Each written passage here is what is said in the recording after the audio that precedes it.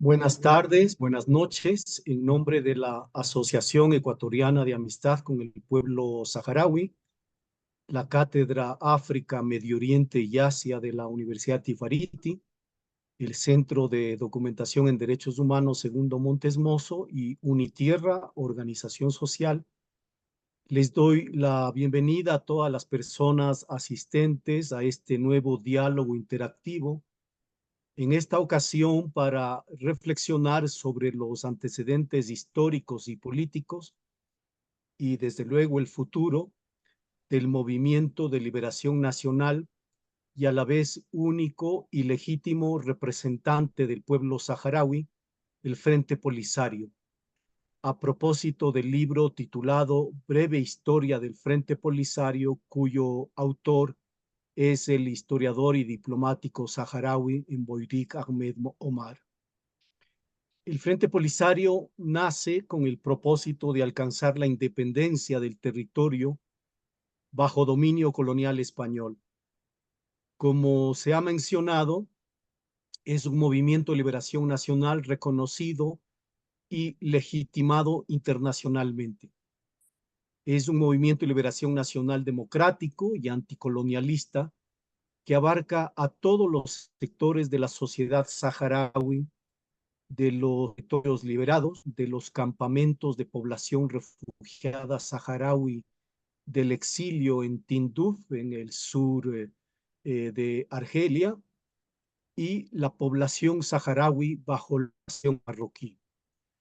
Sus objetivos y orientaciones principales son la independencia total del Sáhara Occidental y la construcción de un Estado saharaui independiente. Tan solo para fines informativos me permito recordar un párrafo de enorme importancia histórica y política del manifiesto fundacional del Frente Polisario. Cito: una vez comprobado que el colonialismo quiere mantener su dominación sobre nuestro pueblo árabe, intentando aniquilarlo por la ignorancia, la miseria, ante el fracaso de todos los métodos pacíficos utilizados, el Frente Popular de Liberación de Saquia, el Hamra y Río de Oro, Frente Polisario, nace como la expresión única de las masas que opta por la violencia revolucionaria y la lucha armada como medio para que el pueblo saharaui, árabe y africano pueda gozar de su libertad total y enfrentar las maniobras del colonialismo español. Parte integrante de la Revolución Árabe, apoya la lucha de los pueblos contra el colonialismo, el racismo y el imperialismo, y condena a estos por su tendencia a poner a los pueblos árabes bajo su dominación, ya sea mediante el colonialismo directo o bien por el bloqueo económico. Considera que la cooperación con la Revolución Popular Argelina constituye un elemento esencial para enfrentar las maniobras urdidas contra el tercer mundo. Invitamos a todos los pueblos en lucha a unirse para enfrentar al enemigo común. Con el fusil conquistaremos la libertad. Cierra así parte de este manifiesto histórico. Sobre todos estos aspectos, sin duda, escucharemos a nuestro invitado especial, Mboirik Ahmed Mohamed. Voy a presentar Mboirik es licenciado y doctor en Historia por la Universidad de Las Palmas de Gran Canaria, militante del Frente Polisario desde sus inicios, participó activamente en la lucha clandestina contra la ocupación española en el Sáhara Occidental. Ha desempeñado distintas funciones como la de representante y embajador saharaui en Latinoamérica. También fue nuestro embajador acá en Ecuador, desde Venezuela, concurrente a Ecuador. Asimismo, ha trabajado en el Ministerio de Educación saharaui. Es actor de varios libros y artículos de opinión.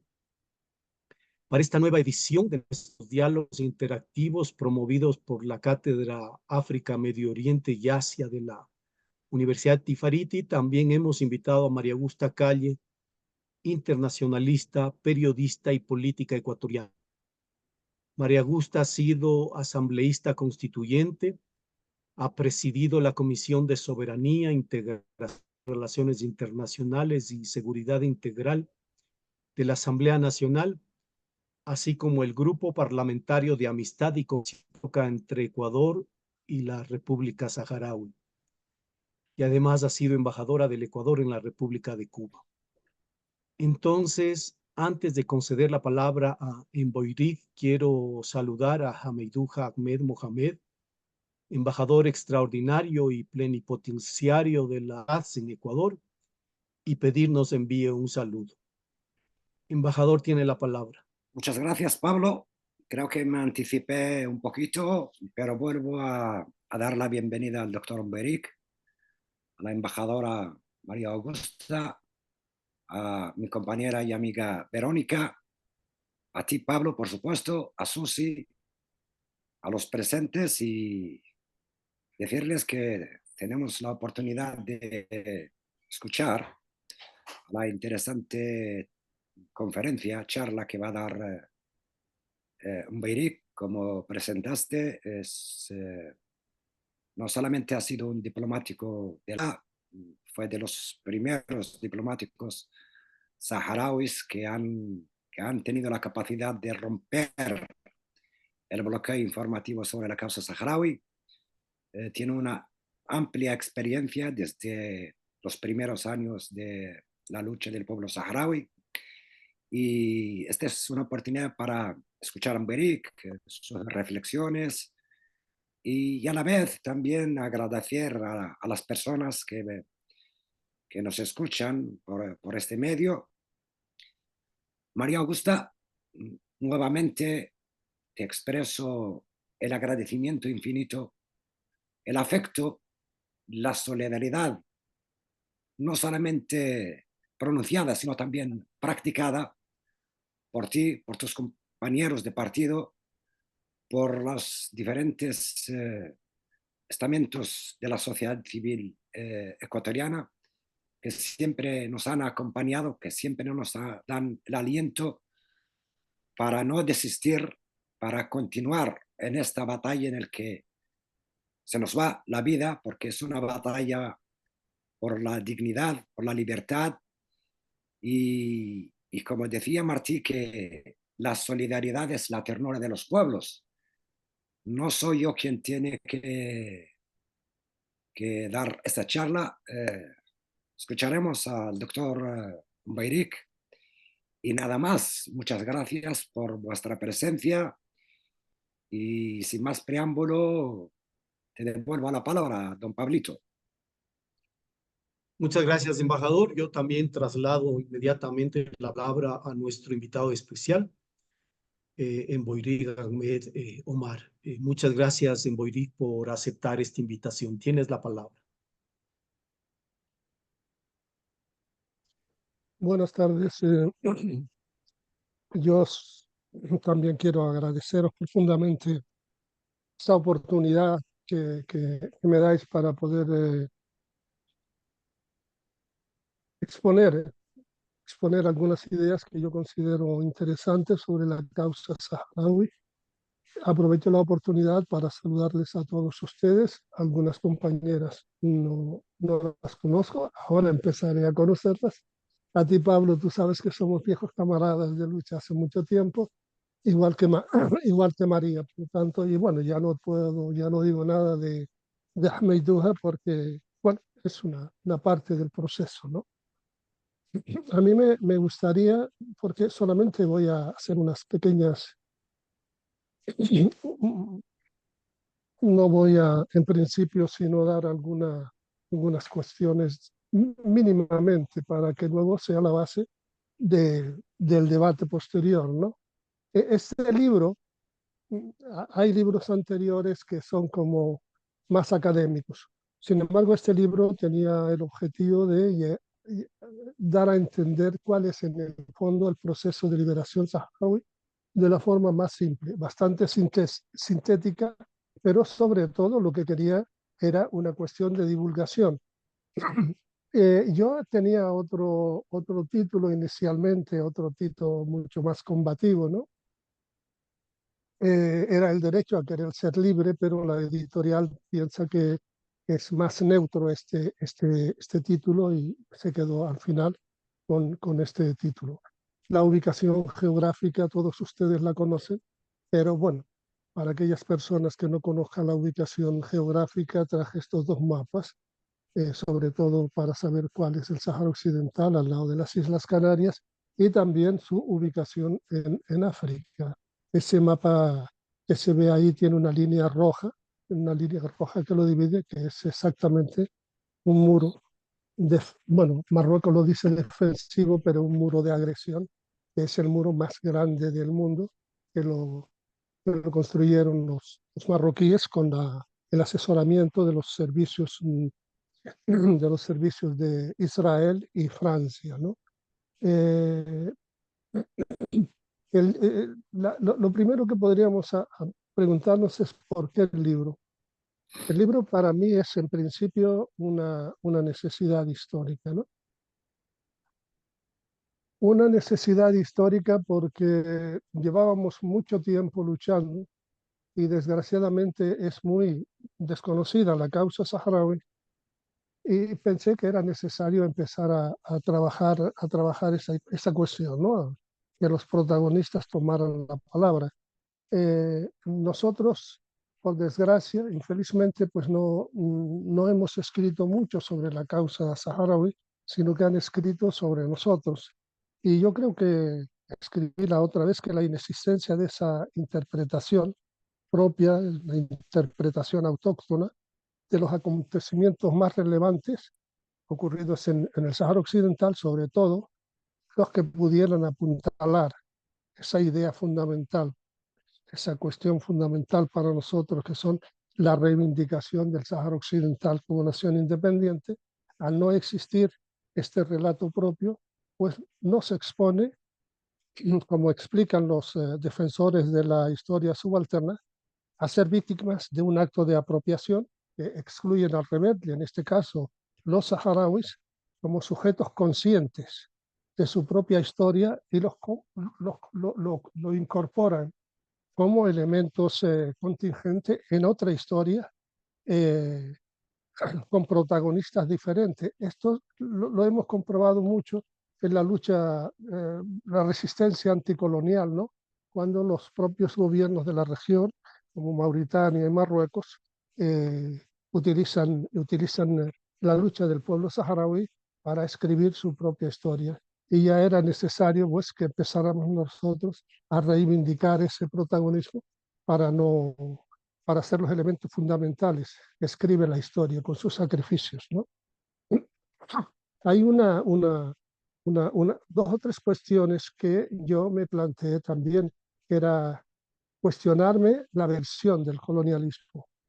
Es evidente que se buscaron las versiones del colonialismo y se buscaron en los archivos coloniales, pero también se confrontó estas historias de los archivos coloniales con la historia viva de los protagonistas y de gente que de alguna medida estaban ahí presentes, ¿no? Todo se ha construido con su trabajo, ¿no? Y esto, pues bueno, nos va dando la realidad de las cuestiones. Una de las cuestiones fundamentales que dije, la cuestión de la exclusión, ¿no? Y esta exclusión venía acompañada de una subestimación por parte del colonialismo. Este colonialismo, y yo tengo que hacer una reflexión acá.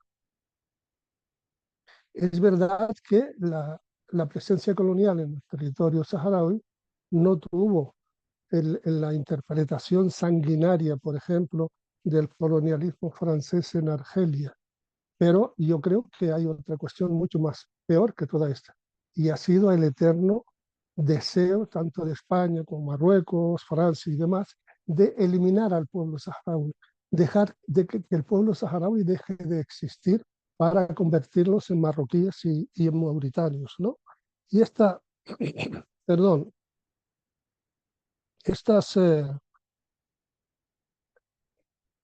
si vemos los archivos de España, los archivos coloniales, no se privan de decir que no se puede esperar nada positivo de una asamblea, por ejemplo, constituida por saharauis, Y también ellos hablan de que no se puede esperar nada de los saharauis como intelectualmente hablando, y también pues que no puede ser interlocutores de la fuerza colonial de España en el territorio. Esto es así, ¿no? Para eso ellos crearon un lenguaje muy original, ¿no? Los españoles pasaron a ser europeos y los saharauis pasaron a ser nativos. Entonces, en todos los documentos ustedes verán que ellos hablan de los europeos y los nativos. También es verdad que España siempre tuvo cierto complejo con Europa, ¿no? Se sentían como discriminados por la propia Europa.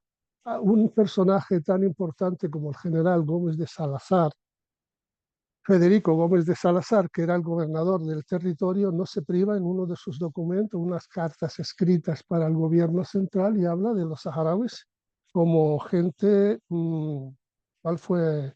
De mentalidad primitiva, nos calificaba gente de mentalidad primitiva. Este es el índice del libro, que va desde los antecedentes hasta la toma de posición por parte de Estados Unidos abiertamente defendiendo la marroquinidad del Sáhara Occidental. Esto fue, Trump, pero si quieren luego hablamos de esto, pero nada tenía que ver con el Sáhara, porque realmente Trump no sabe ni dónde queda el territorio saharaui, ¿no? Para terminar esta pequeña exposición, quiero hablar de dos cuestiones fundamentales, y es el concepto de lucha del pueblo saharaui en una fase primera que era un concepto global de lucha, de resistencia a la presencia colonial. Por eso se ve claramente que participan en la lucha en el interior de Marruecos, y participan en el Sáhara, y participan en el Mauritania. Esto es bastante importante. ¿Por qué lo hacía? Primero, había un factor religioso, evidentemente. Siempre existió el factor religioso en todos los países islámicos. Luego el factor cultural. Nosotros, por ejemplo, nos sentimos muy cerca culturalmente de Mauritania, y bueno, Marruecos no deja de ser un país árabe e islámico frente a ciertas potencias europeas con lo que nuestros padres y abuelos no se identificaban. Es lo que yo hablo de empatía histórica. Ya después de los años 60, ya y esto es muy, muy importante, ¿no? Cómo se va desarrollando ese sentimiento nacional. Después de los años 60, y sobre todo por la traición de Marruecos a través de una componente con el colonialismo español, con lo cual nos quitaron una parte del territorio, ¿no? Entonces, esa resistencia global se nacionaliza en un contexto muy complejo de intereses ya. Los intereses están ya muy encontrados, tanto de Marruecos.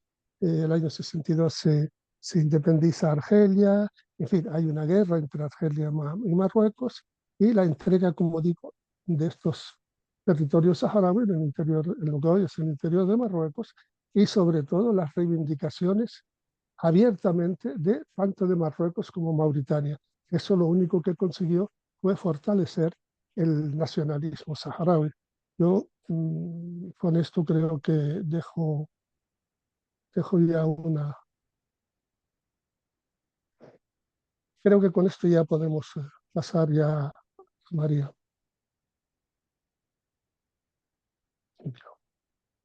Muchas gracias, Demboiri. María Augusta, tú conduces, por favor, muy amable. Muchas gracias. Yo quisiera empezar diciendo que el libro es fascinante, ¿no?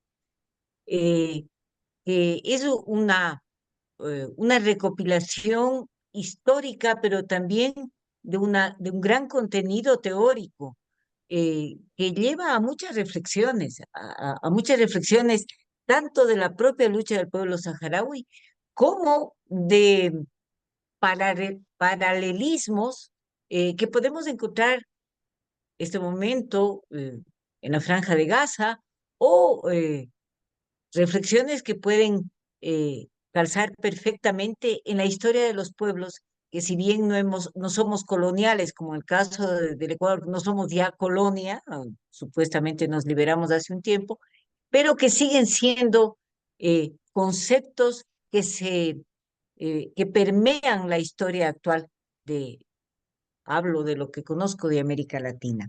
Y en esa medida, en Boiric, yo quisiera reflexionar contigo, profundizar quizá 4 temas. Y voy a empezar por el que para mí ha resultado de enorme importancia, que es esto último que tú decías, ¿no es cierto? ¿De qué manera se da la construcción identitaria de los saharauis como Estado? Eh, Porque eso es un proceso largo, ¿no es cierto? ¿De qué manera tú miras eh, que la destribalización del pueblo saharaui ha logrado ir configurando un concepto real de pueblo soberano con derecho a Estado propio? ¿Se ha logrado eso ya? Es un proceso que está todavía en construcción, pero ¿de qué manera este inicio de construcción identitaria ha permitido realmente darle peso a una lucha de liberación? Bueno, este es un aspecto fundamental del proceso de liberación nacional saharaui, porque yo hablaba de la nacionalización de la resistencia. Esa nacionalización de la resistencia significa cambiar el cuadro sobre el que se actúa, ¿no? Eh, es verdad que nosotros tuvimos en contra la traición de los países vecinos, la presencia y el establecimiento. El establecimiento. España empieza a dominar realmente el territorio y crea una administración al servicio colonial, con los intereses coloniales y con ciertas... No, no, España nunca tuvo la capacidad de crear una clase suficientemente poderosa económicamente que defendiera sus intereses. Es por esto que si se mira de cerca el proceso de liberación saharaui, es muy rápido. Es muy rápido. El primer movimiento moderno se crea al año 70 y en unos meses realmente son capaces de encuadrar a toda la población saharaui. Eso se reprime y demás, y luego se constituye el Frente Polisario. Ya el Frente Polisario, estamos hablando de otra cosa.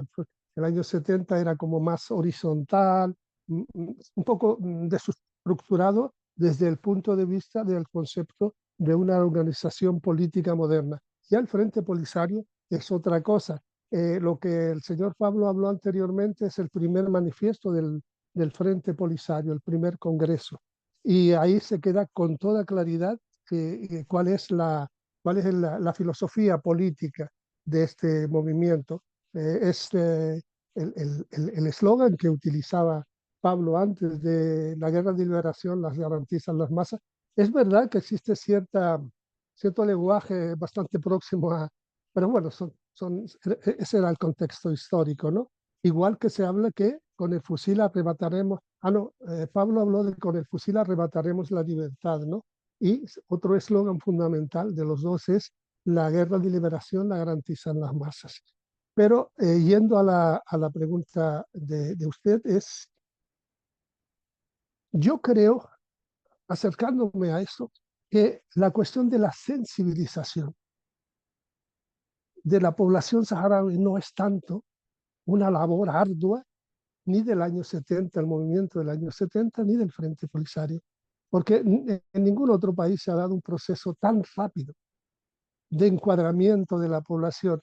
Por eso se suele, bueno, a mí me gusta decir que el Frente Polisario solamente es el instrumento con que el pueblo saharaui se defiende sus intereses. La cuestión de la identidad se da a través de una reflexión, buscar los orígenes. ¿Cómo vas en una situación como esa que España quería hacer de nosotros españoles? Tenemos que buscar un arma suficientemente poderosa para que la población se identifique con eso. Y es sencillamente volver a la historia, reivindicar la historia, buscar nuestra historia, qué es lo que hicieron nuestros padres y nuestros abuelos. Esto es muy importante para definir al enemigo. Ahí mismo ya tenemos nosotros y ellos. Ya identificamos claramente quiénes somos nosotros y quiénes son ellos. Y hay un gran repunte cultural. Pero ¿cómo cultural? Buscando los avances culturales de Oriente, de Occidente, no. Para nosotros el repunte cultural es buscar nuestra propia cultura. ¿Qué dice nuestra poesía?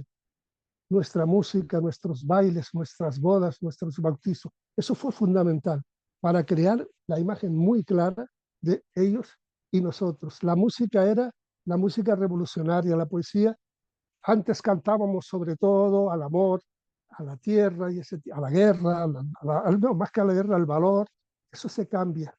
Y ya todo es la lucha de liberación nacional, la predisposición para luchar. Y ahí juega un papel muy importante, y esa es una historia que no está escrita, es la participación de la mujer saharaui. Ha sido muy importante. No se suele hablar mucho de eso, pero realmente la fuerza primigenia del Frente Polisario fueron las mujeres y los jóvenes. Esa es la realidad. Ese fue el primer grupo que logró luego pues, la transformación generalizada. La tribalización. Luali decía que no hay nada peor que Luali es un dirigente saharaui que fue el alma del Frente Polisario, murió en combate en el año 76 y era el líder incuestionable del Frente Polisario. Él tenía una visión ideológica que podríamos decir hoy de izquierda, pero de izquierda real, no de estas izquierdas nuevas que se están creando, ¿no? Y él hablaba de que no hay nada peor ni nada más anticientífico que la tribalización de la organización política. Eso es fundamental. Y en ese sentido, advertía sobre y esto es importante, sobre la mentalidad de los cuadros y el problema de que los cuadros pudieran caer por intereses propios en la cuestión tribal. Yo creo que ahí se da una ruptura total a través de la concientización, de la lucha, de la práctica cotidiana y sobre todo dejar con toda claridad que pasamos de una fase. Quien te diga que en África no existe el tribalismo, miente. Lo vemos en todos estos continentes que nada más rascas un poco y surge esto. Pero sobre todo el debate aquí es que podemos garantizar nuestros objetivos con la tribu o podemos ir a un estatus superior que es el pueblo. Ahí yo creo que eso sí se ha conseguido, tanto política como militarmente. Ustedes tienen que tener en consideración que desde el punto de vista tribal, jamás una tribu puede aceptar que lo dirija una persona de otra tribu. Todo eso se ha roto, todo eso se ha roto. Pero volvamos a la advertencia de Luali. La tribu y el tribalismo es una mina explosiva. Está ahí sepultada. Y en cualquier momento, si no estamos a nivel, puede reventarnos, ¿no? Esa pregunta es muy importante. Sin la destribalización era difícil, muy difícil plantearse la lucha popular.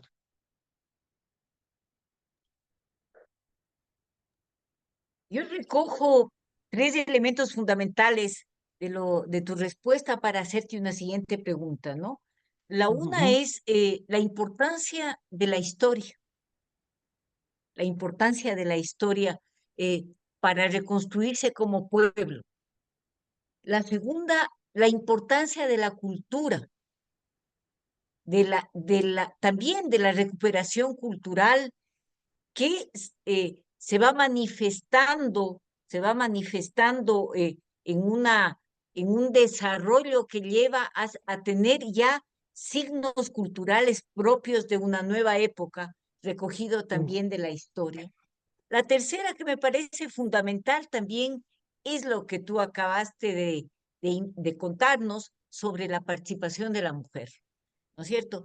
Que conjuga estos dos elementos anteriores, porque las mujeres somos receptáculos históricos y culturales, somos la historia viva y la transmitimos a través de una cantidad de acciones cotidianas que se convierten en cultura.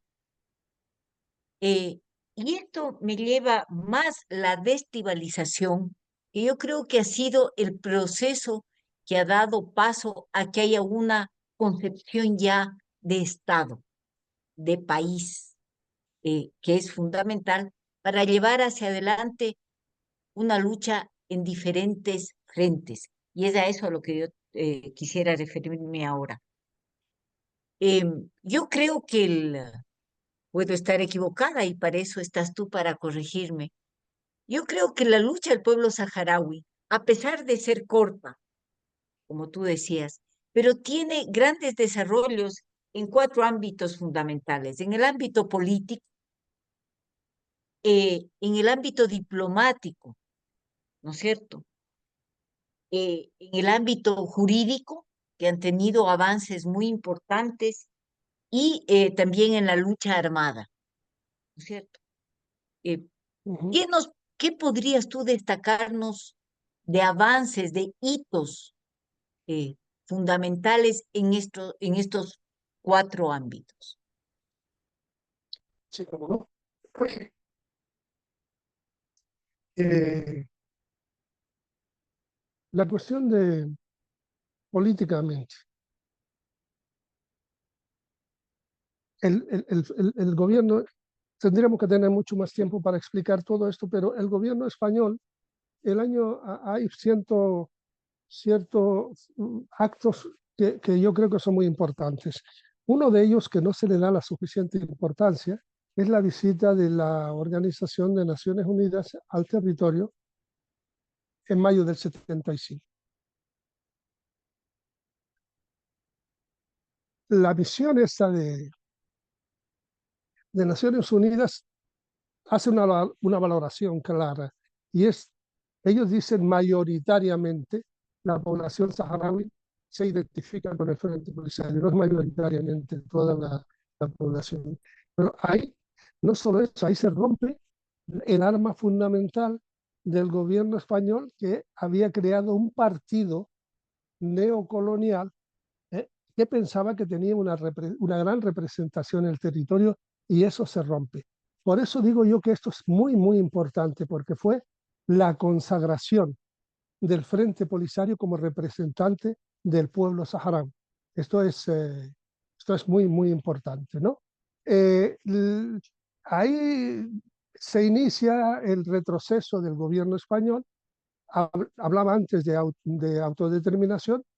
Claro, hablaba de autodeterminación pensando que esta opción neocolonial era la que iba a establecerse en el territorio. Desde ese momento, cuando comprueban que el pueblo saharaui está en otra dirección, empiezan a acercarse a Marruecos.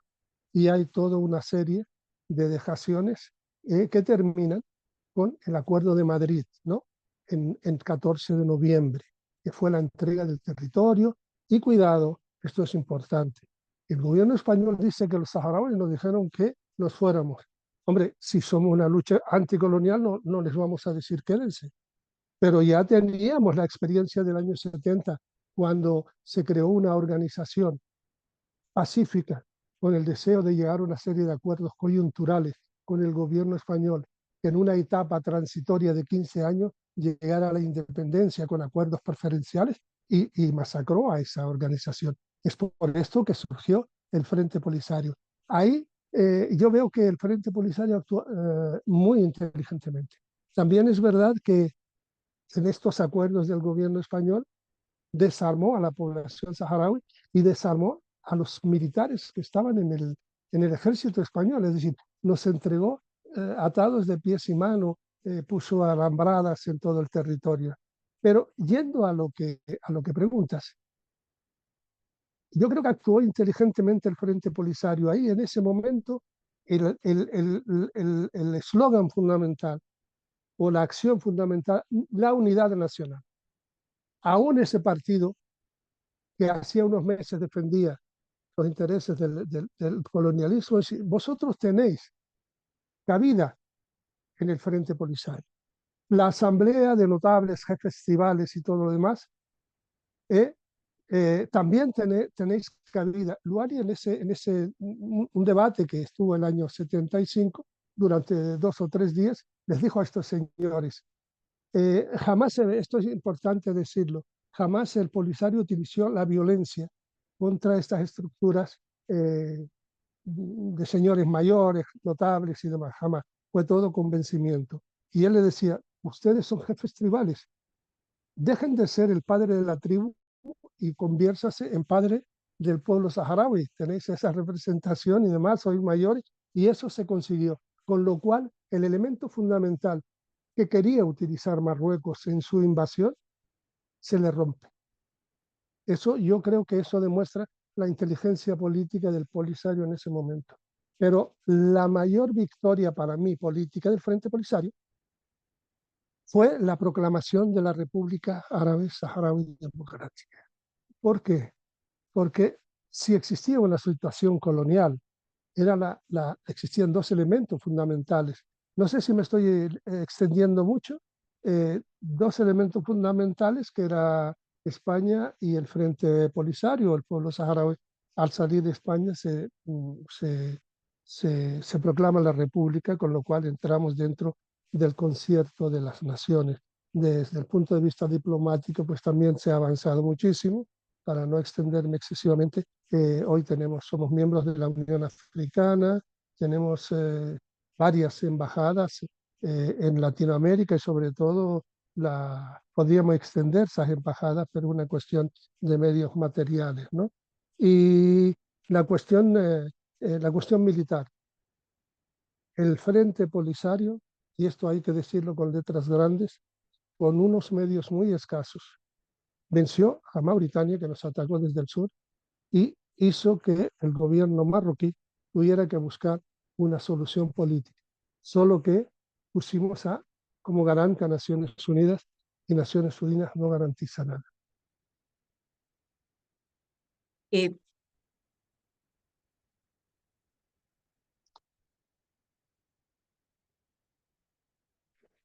No, no oigo, no te oigo.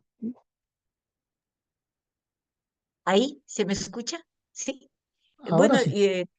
te decía, Borí, que me parece muy interesante tu respuesta, que lamentablemente tiene que ser así de corta por el tiempo, Sí, ¿no es cierto? sí, sí. Pero yo quisiera rescatar de esta última parte para dar paso a mi siguiente pregunta, la parte esta que en palabras sencillas, ¿no es cierto? Quiere decir la voluntad de construcción unitaria de un frente que no es exactamente el Polisario, sino el Polisario se convierte en un frente madre que abre los brazos y les dice a todos vengan para construir país. Eh, sin embargo, y recogiendo lo que tú nos habías dicho hace unos momentos en la síntesis del libro, se enfrentan ustedes, a pesar de haber tenido grandes hitos como la proclamación de la República Árabe Saharaui Democrática, que no puede ser de otra manera, ¿no es cierto?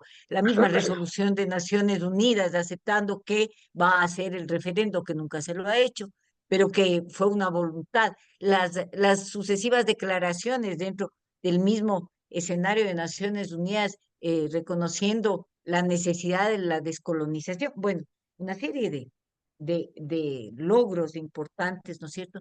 Sin embargo, no se ha logrado poner sobre la mesa, sobre el tapete de la política internacional, esta lucha, que es una lucha de dignidad, que es una lucha que no debería existir siquiera en el siglo XXI,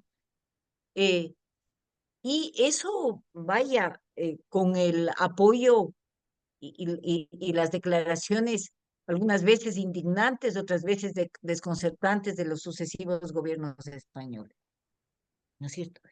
Pero yo me pregunto, te pregunto más que me pregunto, ¿a qué atribuyes esto? La una cosa podría ser porque esta necesidad de invisibilización, de desprecio, diría yo, al pueblo saharaui que ha tenido España, que ha sido como una constante española, la de no reconocer la existencia de un pueblo, pero para no reconocerlo, desmerecerlo, humillarlo, maltratarlo, pero también la nula repercusión internacional de la lucha de ustedes, de una lucha que yo debo decirle heroica y ejemplar, por los grandes medios de comunicación. O sea, si bien han tenido grandes avances en el ámbito político, diplomático, jurídico, armado, de una estrategia armada que no fue una estrategia de odio, sino de derecho, de derechos, diría yo.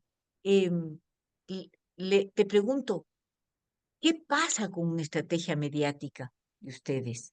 ¿Por qué razón no se puede posicionar la lucha digna y soberana de ustedes a nivel mundial? Tienes la Bueno, tener la justicia de tu lado hoy en día no significa absolutamente nada si no tienes la fuerza para imponer esa justicia. Eso se ve en la causa saharaui. Cuando nosotros firmamos un acuerdo con Marruecos, lo hicimos, no éramos una fuerza derrotada, al contrario, Marruecos. Y esto es una idea fundamental y central. Quien está en una posición de fuerza no hace concesiones. Y si Marruecos se sentó con nosotros en una mesa de negociación, es porque no estaba en una posición de fuerza y veía en peligro toda su política. Es verdad que nosotros actuamos con cierta ingenuidad, en el sentido de firmamos un alto el fuego, concentramos nuestros militares y demás, lo cual ha sido aprovechar y permitimos que Naciones Unidas viniera al territorio, creando otro muro entre nosotros y los marroquíes, y nos ataron las manos. Esta es una realidad.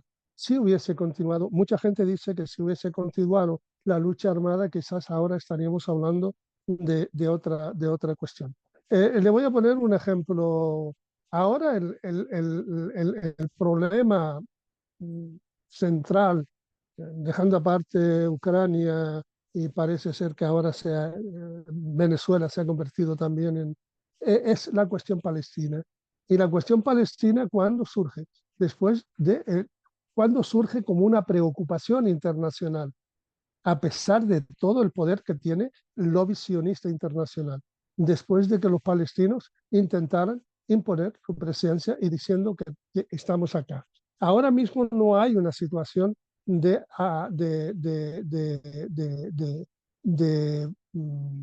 el alto el fuego se rompió, pero tampoco hay una acción militar de la suficiente envergadura como para inestabilizar Marruecos. Y Marruecos ha utilizado muy bien esto.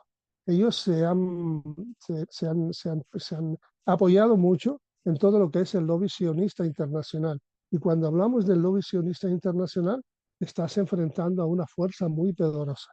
Y lo mínimo que puedes decir de ellos es que dominan los medios internacionales de opinión. Ahí estamos en una situación de debilidad, de desequilibrio. Aún así, que después de todo este tiempo, pues la Unión Africana seamos una fuerza con presencia. En Europa, con mayor o menor medida, también estamos ahí, igual que en Latinoamérica. Yo creo que esto es muy importante. Hacer que esto se convierta en una acción de fuerza, eso requeriría una serie de cambios, pero esos cambios significarían desestabilizar toda la zona. Y no es por falta de voluntad, es porque la situación política son las que son y te exigen lo que te exigen. La situación internacional es muy compleja, pero de todas formas toda la población saharaui pide un cambio del estatus.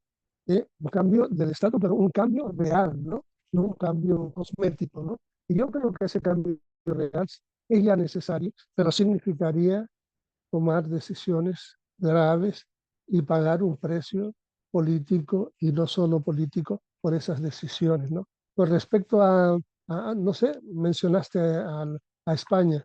España no es la política del gobierno español en un partido que dice ser de izquierda, como el PSOE y todo lo demás, para mí es una continuidad de la política franquista. El PSOE y Franco, a nivel de la causa saharaui, es lo mismo, ¿no?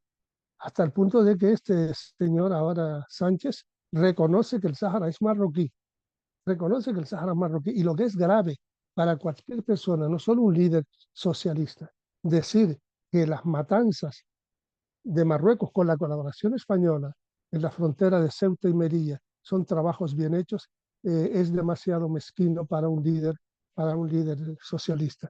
De todas formas, esa es la naturaleza del PSOE siempre con la causa saharaui y creo que con también otras causas. Bueno, un comentario bien al margen es que el PSOE español se ha quedado vaciado de contenido socialista. O sea,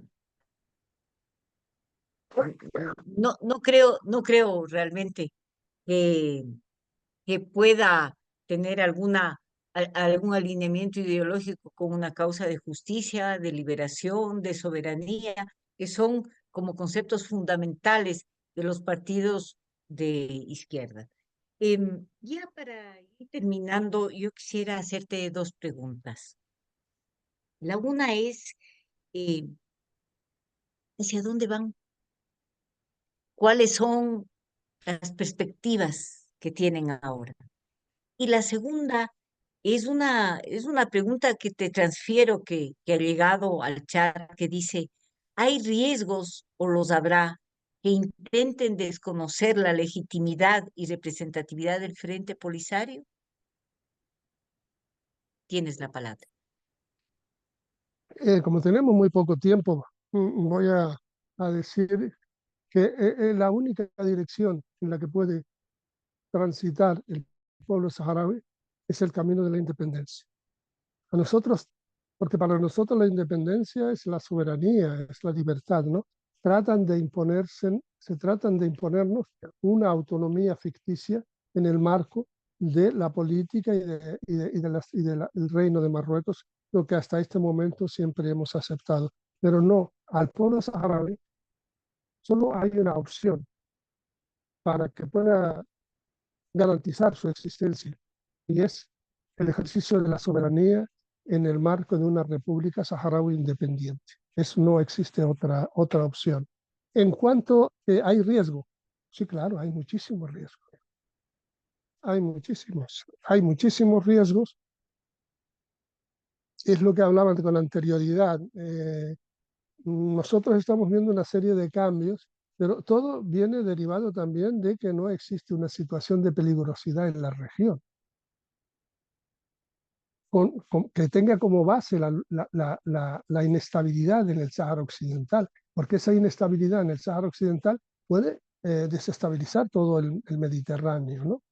Hay países como... Es que curiosamente esta nueva izquierda es la que está cambiando esta naturaleza. Es verdad, existe un loco como Trump que reconoce la soberanía de Marruecos, ¿no? Pero la política de un Estado como España, ¿sí? Francia, y últimamente es curioso, ¿no? Esta izquierda que está gobernando en la Alemania con esta señora de los verdes y demás, están haciendo unas declaraciones que no dejan de ser sospechosas, ¿no? Pero con respecto a lo que dice, hay un riesgo y un riesgo importante. Solo se puede garantizar, frenar y obstaculizar el riesgo con la continuidad de la lucha y la regeneración, y esto es una opinión mía personal que la defenderé en cualquier parte, la regeneración del Frente Polisario.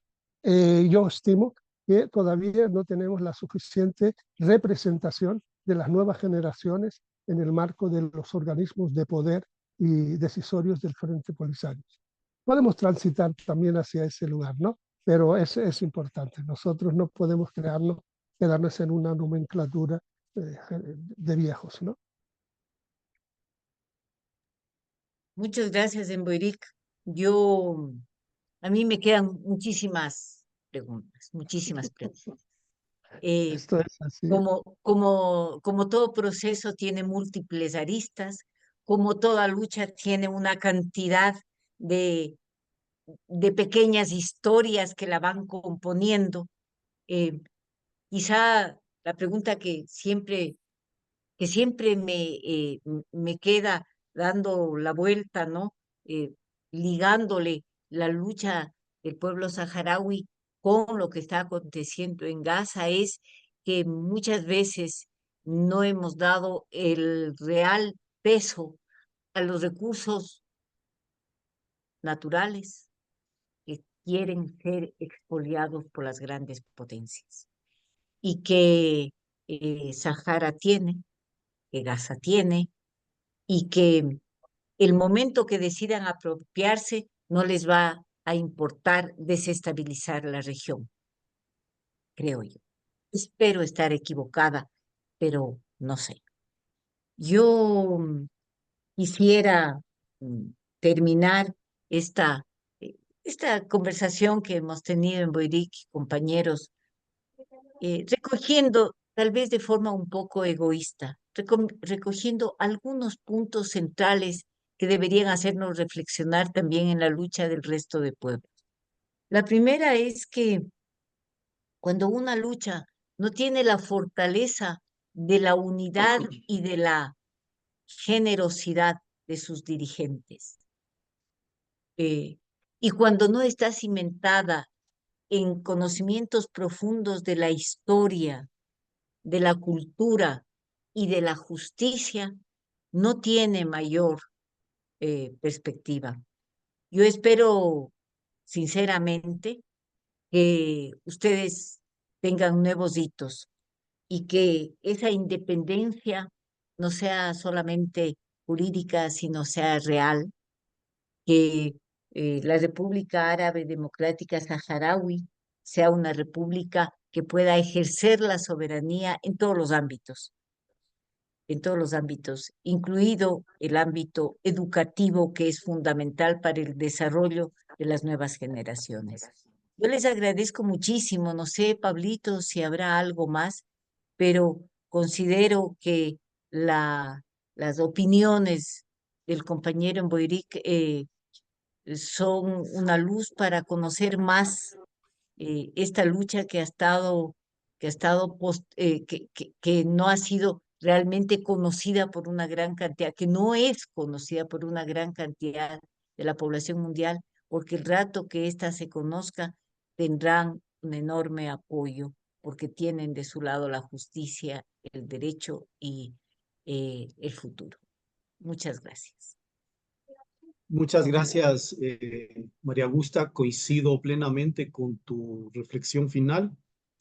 Sin embargo, veo que hay una pregunta adicional y me tomaré un par de minutos para que podamos compartir alguna información relacionada con nuestro segundo diplomado virtual en estudios sobre África, Medio Oriente y Asia, pero también quisiéramos escuchar al final en Boiriga alguna declaración, alguna reflexión final a manera de cierre.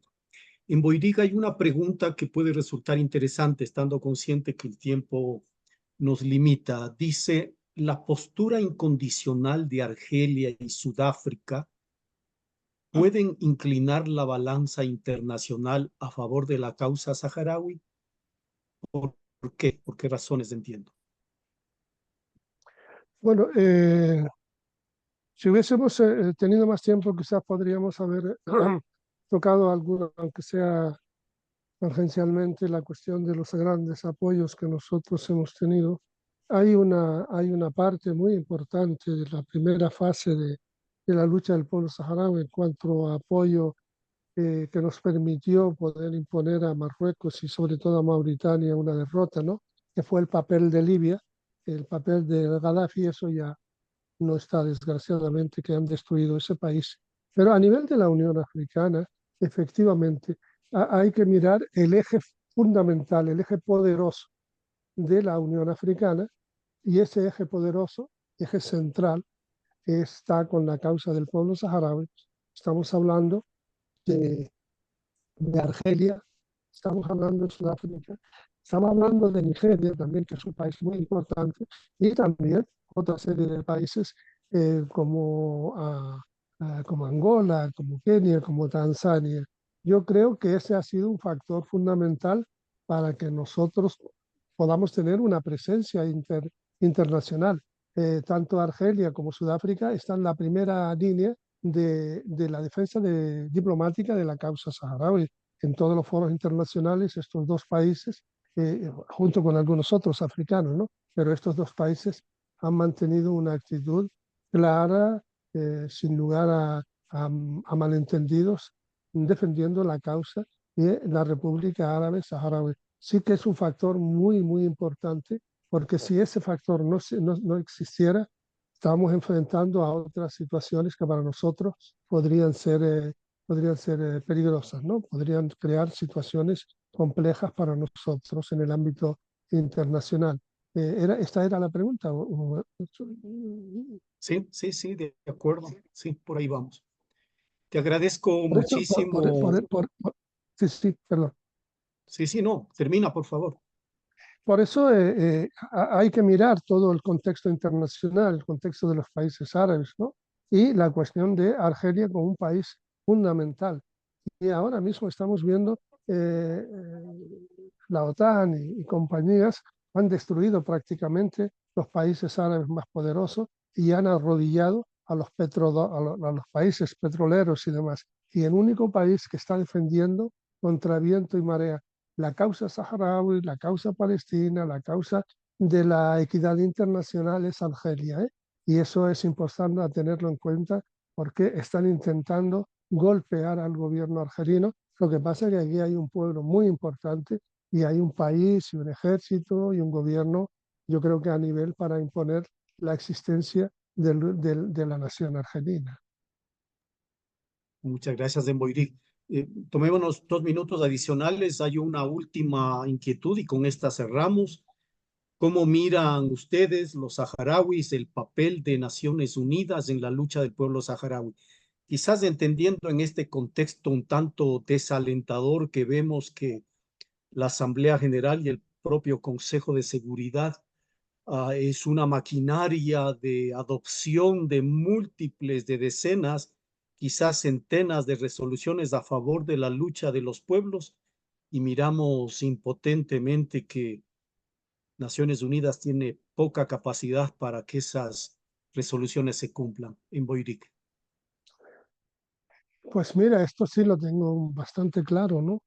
Si estuviéramos hablando de Naciones Unidas como Asamblea General, yo creo que podríamos estar hablando de un organismo donde se podría crear un debate y donde habría una mayoría de países que defenderían esos principios fundamentales por los que fue creada esta organización. Pero estamos hablando del Consejo de Seguridad. Y el Consejo de Seguridad, en el fondo, no deja de ser un monstruo sediento de sangre, es un monstruo que crea inestabilidad en todas las partes del mundo, ¿no? ¿Cómo vamos a tener nosotros confianza en el Consejo de Seguridad cuando el gobierno norteamericano está haciendo las barbaridades, el gobierno francés está haciendo otra serie de barbaridades? Por lo tanto, yo, como dije anteriormente, quizás fuimos un poco ingenuos en confiar demasiado en Naciones Unidas. Naciones Unidas nunca, ¿qué es el Consejo de Seguridad? Es el Consejo de Seguridad.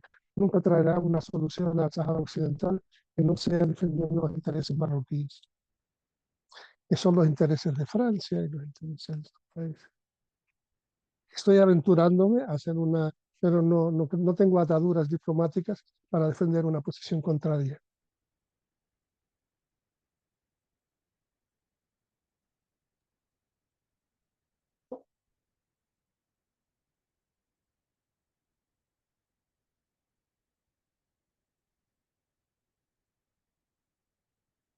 No se escucha. Disculpen el micrófono, sí. Muchísimas gracias, Demboiric, a ti por tus orientaciones, por tus reflexiones esclarecedoras y a María Augusta también por su acompañamiento permanente. Sin duda se nos quedan muchísimas cosas en el tintero, María Augusta. Vamos a pensar contigo, con el embajador Hameiduja, con nuestro amigo Emboirí, con Unitierra, probablemente otra jornada virtual para concluir este diálogo de los temas que están pendientes. Y quizás el pretexto puede ser el diplomado internacional, el segundo diplomado en estudios sobre África, Medio Oriente y Asia, que ya tiene una plantilla diseñada, programada, con docentes que que provienen de Argentina, de Cuba, de Ecuador, de España, de Italia, de Irán y de Sahara Occidental. Es un diplomado que va a arrancar públicamente este 14 de noviembre, a propósito del 41 aniversario del reconocimiento del Ecuador a la República Saharaui.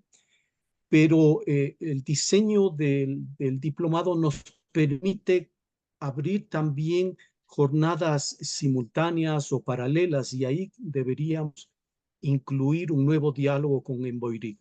Lo vamos a conversar con el Consejo de Cátedra y también con María Augusta, con Unitierra, con Verónica y con otro embajador. Muchas gracias, les agradecemos inmensamente por acompañarnos. María Augusta, no sé si quieres hacer un cierre final, Emboirí o embajador Hameiduja, y cerramos con esto, por favor. Unos minutitos a cada uno de ustedes que quieran darnos un mensaje. Gracias, Pablito. Yo la verdad es que quisiera recomendar la lectura del libro de Emboirí. Creo que es una lectura obligatoria.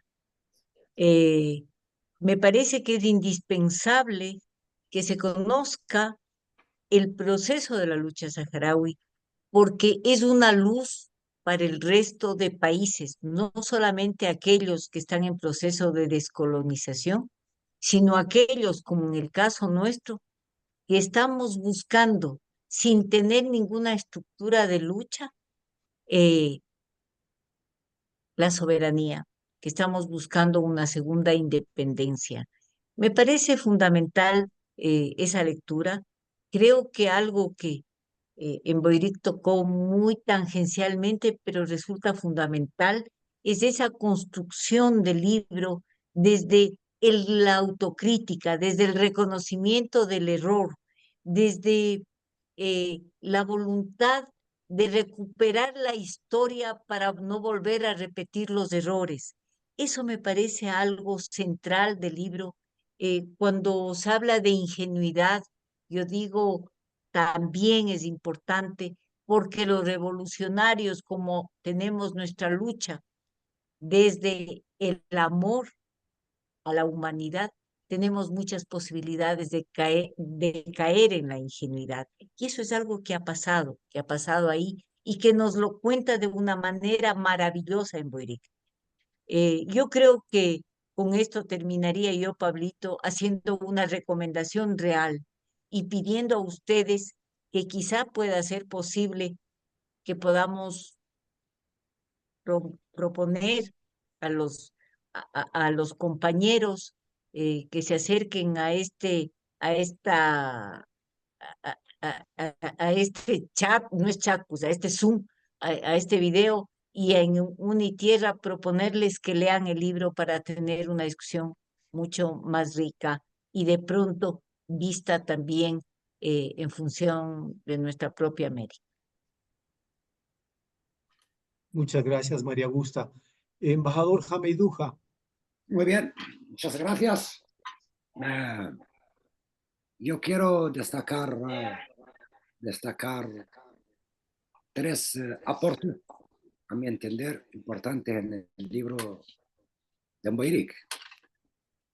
Ojeando el libro, leyendo el libro a vuelo de pájaro, me llama la atención tres elementos de vital importancia.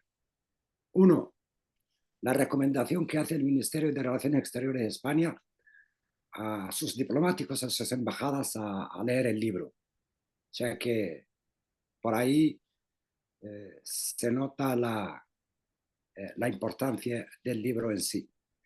El segundo aporte que a mí me parece también importante resaltar es que este libro también ayuda en la batalla diplomática que estamos llevando a cabo y de alguna manera también puede romper ese bloqueo del que hablaba María Augusta, de que los grandes medios de comunicación, porque efectivamente los grandes medios tienen desgraciadamente una línea editorial y este libro puede romper este bloqueo y dar a conocer la realidad de la lucha del pueblo saharaui. Y el tercer aporte, para mí también importantísimo, es recomendar a las nuevas generaciones de jóvenes saharauis, que son la garantía, que son los que van a mantener la antorcha y la continuidad de esta lucha. Por lo tanto, considero que es importantísimo que la Academia Diplomática Saharaui se lea el libro, que se imparte incluso en los colegios.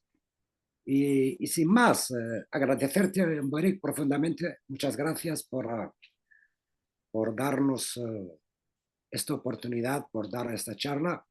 A ti, compañera y amiga, por la solidaridad, por el apoyo, por la formidable conducción de esta charla. Pablito, como siempre, Susi, Verónica, en fin, a todos, muchas gracias. Muchísimas gracias, embajador Hamiduja. Cerramos con Verónica, por favor, presidenta de Unitierra, organización social. Bueno, muchísimas gracias. Siempre nosotros estamos en la solidaridad con los pueblos.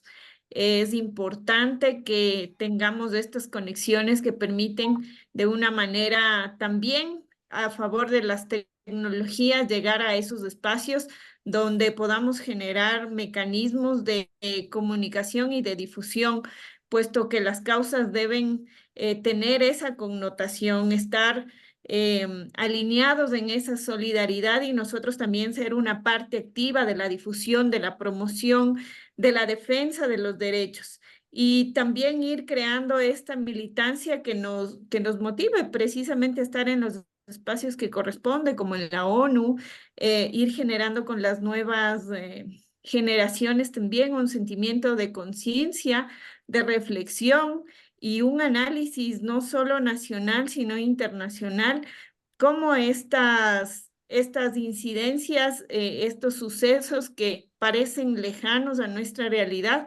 pueden ser muy cercanos en determinado momento en la vulneración de los derechos. Así que desde Unitierra, siempre abiertos a seguir difundiendo, promocionando e invitando a la reflexión desde todos los espacios. Muchas gracias, Pablito, María Augusta Mboric y Hamed Duhai, nuestro embajador. Gracias.